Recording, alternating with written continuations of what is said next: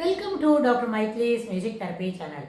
இன்றைய பதிவிலையும் self esteem, socialisation and personality அப்படின்ற தலைப்பில் சில செய்திகளை பகிர்ந்துக்கலாம். சென்ற சில பதிவுல இதை பற்றி சொன்னோம். Parental guidance is a must.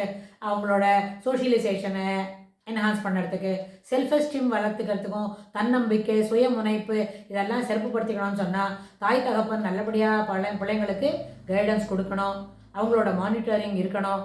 ஒரு 12 வயசுலேருந்து அடோலசன்ஸ் முடிகிற வரைக்கும் பேரண்டல் மானிட்டரிங் இருந்ததுன்னா பிள்ளைங்களோட செல்ஃப் எஸ்டீம் நல்லபடியாக என்ஹான்ஸ் ஆகும் அப்படின்னு சொல்லிட்டு இருந்தோம்.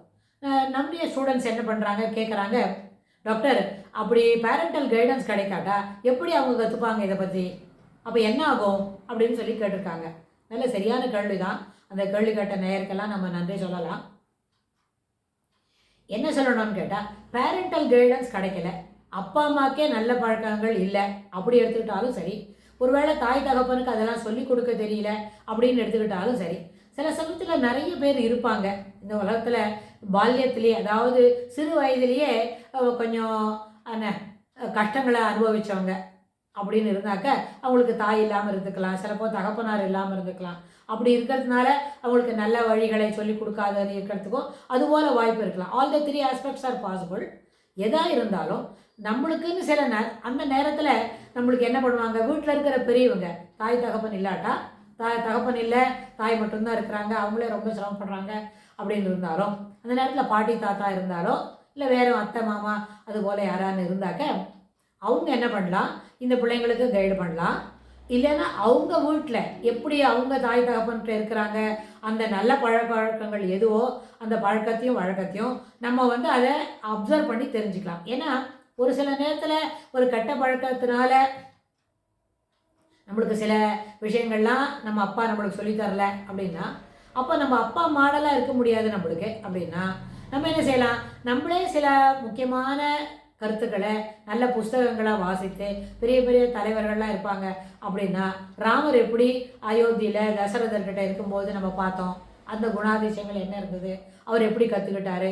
அதுக்கப்புறம் யுதிஷ்டிரர், தர்மபுத்திரர், அவங்களோட குருகிட்ட எப்படி நடந்துக்கிட்டாங்க, அவங்களுக்கு என்ன சிறப்பான கருத்துக்கள் இருந்தது அப்படின்றத நம்ம தெரிஞ்சிக்க முடியும். அதெல்லாம் படித்து கூட நம்ம செம்மைப்படுத்திக்கலாம். அப்புறம் speak positive, think positive, act on positive notes அப்படின்ற அந்த ஆஸ்பெக்ட்லேயே எல்லாத்தையும் நேர்மறை கருத்துக்களுக்கு முக்கியமாக இடம் கொடுத்தா நம்ம என்ன பண்ண முடியும், வேண்டாம் எதுக்காகவும் கருத்துக்களை மாற்றி அமைச்சிக்காம எதிர்மறை கருத்துக்களேருந்து நம்மளை விலக்கி இருந்தாலே நிறைய நேர்மறை கருத்துக்கள் இயற்கையாகவே நம்மள்கிட்ட தங்கிடும். அப்புறம் இயற்கையாக இருக்கிற நேர்மறை கருத்துக்களுக்கு நம்மளுக்கு அதுக்கு ஆன்டி பார்க்காம அனக்டோட்டு மட்டும் சொல்லிக்கிட்டு அதுக்கு தொடர்புடைய செய்திகளே வளர்த்துக்கிட்டா கூட நம்மக்கிட்ட பாசிட்டிவ் தாட்ஸும் சிறப்பான செல்ஃப் எஸ்டீம், தன்முனைப்பு ரொம்ப சிறப்பாக இருக்கும். இது ஒரு ஏற்புடைய கருத்து. ஆனால் இதே நேரத்தில் நம்மளுக்கு சொல்லிக் கொடுக்கறதுக்கு யாரும் இல்லை, தாய் தகப்பெல்லாம் இருக்கிறாங்க, இருந்தாலும் அவங்க யாரும் சொல்லிக் கொடுக்கலன்னு சொன்னால் அந்த பிள்ளைங்களுக்கு ப்ராப்பர் கைடன்ஸ் இல்லைன்னா சில நேரத்தில் தவறான வழிகளுக்கு போகிறதுக்கு வாய்ப்பு உண்டு. சில நேரத்தில் சம் பர்சன்டேஜ் தான். It is not at every time it won't. அது அப்படி நடக்காது. எல்லா நேரத்திலும் இதுபோல் அக்கரன்ஸ் இருக்காது. ராதர் ஏதாவது ஒரு 5 to 10% சில பிள்ளைங்க தன்னை வழி தவறியோ நெறி தவறியோ மாறி நடக்கிறதுக்கு வாய்ப்பு உண்டு.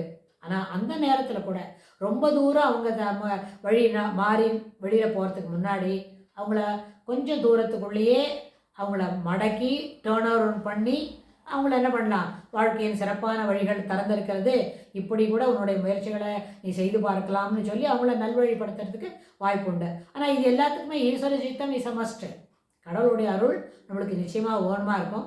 கடவுளுடைய அருள் இருந்தால் நம்ம எவ்வளோ தூரம் கெட்ட வழியில் போயிருந்தால் கூட நம்மளை நேரப்படுத்திக்க முடியும். ப்ரொவைடட் நம்மளுக்கு அந்த வில்லிங்னஸ் இருக்கணும்.